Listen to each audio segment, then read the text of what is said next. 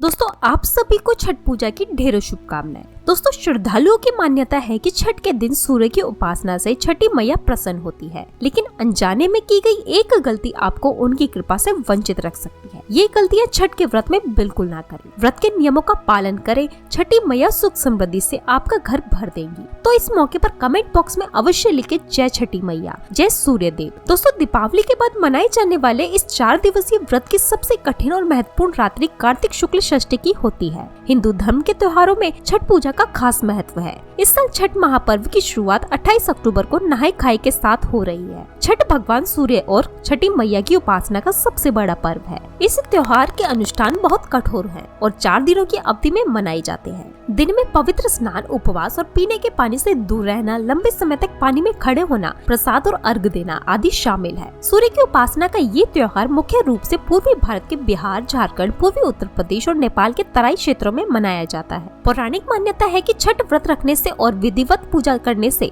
जीवन में सुख समृद्धि और सौभाग्य का आगमन होता है। इसके अलावा सूर्य देव की उपासना से रोग शोक दूर हो जाते हैं। दिवाली के पूरे होते होते लोगों की छठ की तैयारियां शुरू हो जाती है। कार्तिक महीने की चतुर्थी तिथि को पहले दिन नहाए खाए, दूसरे दिन खरना, तीसरे दिन डूबते सूर्य और चौथे दिन उगते सूर्य को अर्घ दिया जाता है। इसके बाद व्रत का पारण यानी समापन किया जाता है। दोस्तों ये पर्व बड़ी ही श्रद्धा के साथ इसके कड़े नियम तय किए गए हैं। इस पर्व के दौरान पूजा और विधि से जुड़ी हुई कई बहुत ही कड़ी मान्यताएं होती हैं। संतान सुख पाने के लिए इस व्रत को लाभकारी माना जाता है। जिन्हें संतान की प्राप्ति नहीं हुई है उन्हें इस व्रत को करने से संतान की प्राप्ति होती है। और कुछ लोग जो संतानवान होते हैं वह अपनी संतान की लंबी उम्र के लिए इस व्रत को करते हैं। छठ पूजा सूर्य की उपासना का पर्व है, इसलिए अगर कुंडली में आपके सूर्य की स्थिति खराब है या आप राजनीति के क्षेत्र में हैं, अभिनेता हैं, तो उन क्षेत्रों से जुड़ी समस्या होने पर भी इस व्रत को रखने से लाभ मिलता है। पूरा व्रत नहीं रख पाए तो कम से कम 30 दिन पूजन जरूर करें। सुबह का अर्घ और शाम का अर्घ जरूर दें। छठ पर्व को वैज्ञानिक दृष्टिकोण से देखा जाए तो स्थिति को एक विशेष खगोलीय परिवर्तन होता है। इस समय सूर्य की पराबैंगनी किरणें पृथ्वी की सतह पर सामान्य से अधिक मात्रा में एकत्र हो जाती है। इस कारण संभावित कुप्रभावों से मानव की यथासंभव रक्षा करने का सामर्थ्य प्राप्त होता है। छठ पूजा के त्योहार का पालन करने से सूर्य प्रकाश के हानिकारक प्रभाव से जीवन की रक्षा होती है। हिंदू धर्म में कुष्ठ रोगों सहित विभिन्न प्रकार के त्वचा रोगों के इलाज के लिए भगवान सूर्य की पूजा की जाती है। पाचन तंत्र की समस्या से परेशान व्यक्ति को भी इस व्रत को रखने से बहुत ही लाभ मिलता है। इस व्रत को रखने के लिए जितनी मान्यताएं हैं उतने ही व्रत के दौरान क्या करना है क्या नहीं करना है इसकी भी बहुत सारी मान्यताएं हैं। चलिए जानते हैं उन्हीं के बारे में। लेकिन दोस्तों उससे पहले आपसे रिक्वेस्ट करते हैं कि वीडियो को लाइक जरूर करिएगा, चैनल को सब्सक्राइब कर दीजिएगा और अगर अभी तक आपने चैनल को सब्सक्राइब नहीं किया है तो सब्सक्राइब करके बेल आइकन जरूर दबाइएगा। दोस्तों अगर घर के सभी सदस्य छठ का व्रत ना रख रहे हो, कोई 1 या 2 ही सदस्य रख रहे हो, तो भी पूरे परिवार को सात्विकता का पालन करना जरूरी है। तामसिक चीजों से परहेज करना जरूरी है। स्वच्छता का ध्यान रखना जरूरी है। छठ पूजा को सफाई और सात्विकता का व्रत माना गया है। बिना स्नान किए किसी भी पूजा सामग्री को नहीं छूना चाहिए। पूरे छठ पर्व के दौरान व्रतधारी पलंग या बिस्तर पर बिल्कुल न सोए और अगर किसी कारण से बिस्तर पर सोना भी पड़े तो बिस्तर की साफ सफाई का ध्यान रखें।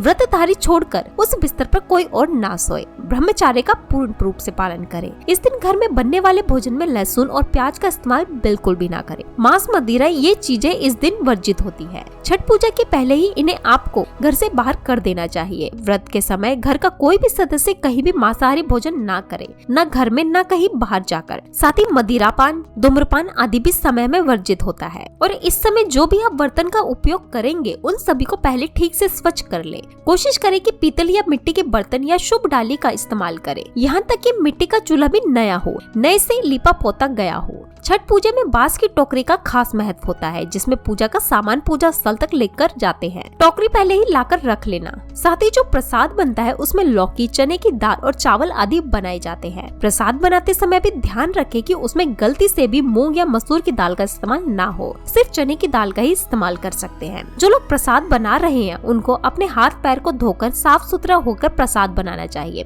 प्रसाद बनाते समय मौन रखें, कोई भी चीज ना चखे। प्रसाद बनाने के स्थान पर बैठकर जल आदि ना पिए। कई लोग सोचते हैं कि बच्चे भगवान का रूप है, इसलिए उनको खाने को दे देते हैं। ऐसा करना गलत है। आप बच्चों को कुछ खाने को देना चाहते हैं तो अन्यंत्र ले जाकर दे। जहाँ प्रसाद बन रहा है वहाँ पर कोई भी झूठन नहीं करनी चाहिए। प्रसाद जब बनाते हैं तब उसके साथ नमक या नमक डाले हुए किसी पदार्थ को आपको नहीं छूना चाहिए। प्रसाद बांटने के बाद भी प्रसाद आप जिन्हें भी देते हैं उनको भी मना कर दे कि नमक ना छुए। भोग के पदार्थ बनाने से पहले अग्नि पूजा अवश्य कर ले। एक हवन पात्र लेकर उसमें गोबर के कंडे से अग्नि जलाकर उसमें थोड़ा सा भोजन अर्पित करे। बिना अग्नि पूजा किए प्रसाद अधूरा माना जाता है। सभी परिवारजनों को, पड़ोसियों को, सभी को बिना भेदभाव के प्रसाद जरूर बांटे। दोस्तों 100 गुण और गेहूं के आटे से बना हुआ ठेकुआ छठ पर्व का मुख्य प्रसाद माना जाता है। चावल के लड्डू भी इस मौके पर बनाए जाते हैं। इनके बिना पूजा अधूरी मानी जाती है। छठ में बनने वाले ठेकुए और चावल के लड्डू उसी चावल से बनते हैं जिन्हें विशेष तौर पर धोकर सुखाकर बनाया जाता है। चावल सुखाने के दौरान ध्यान रखना चाहिए कि अनाज पर किसी का पैर न लगे। अगर कोई पक्षी उसमें चोंच मार जाए तो भी उसे झूठा माना जाएगा। ऐसा अनाज का इस्तेमाल वर्जित होता है। छठ पूजा में केले के प्रसाद के बिना पूजा अधूरी मानी जाती है। छठ में केले का पूरा गुच्छा छठ मैया को भेंट किया जाता है और पूजा में प्रयोग किए जाने वाले प्रमुख सामग्री में गन्ना आवश्यक होता है, लेकिन सीताफल या कुमड़ा का भोग बिल्कुल भी नहीं लगाना चाहिए। छठ घाट पर लोग व्रती महिलाओं से छठी मैया का प्रसाद मांगकर खाते हैं। मान्यता ये है कि ऐसा करने से सूर्य देव और छठी मैया का आशीर्वाद मिलता है। घाट पर गन्ने से अर्घ दिया जाता है। गन्ने से घर बनाया जाता है। जो बांस की टोकरी होती है उसे धोकर उसमें ठेकुए के साथ ही कई फल और सब्जियां रखी जाती है। केला, अनानास, बड़ा मीठा नींबू, सेब, सिंघाड़ा, मूली, अदरक, पत्ते समेत गन्ना, कच्ची हल्दी, नारियल आगे रखे जाते हैं। सूर्य को अर्घ देते समय सारा प्रसाद सूप में सजाया जाता है। उसी में दीपक जलाया जाता है। लोटे से सूर्य को दूध, गंगाजल और फल प्रसाद के ऊपर चढ़ाते हुए अर्घ दिया जाता है। वहीं पूजा के समय आपको नए वस्त्र पहनने चाहिए, गंदे कपड़े ना पहने। व्रतधारी महिलाओं को सभी वस्त्र और चूड़ियां नई पहननी चाहिए। नए कपड़े नहीं खरीद पाते हैं तो कम से कम पूरे स्वच्छ वस्त्र पहने। सूर्य देवता को अर्घ देते समय चांदी, शीशा, लोहे, स्टील या प्लास्टिक के पात्र से बिल्कुल भी ना दे।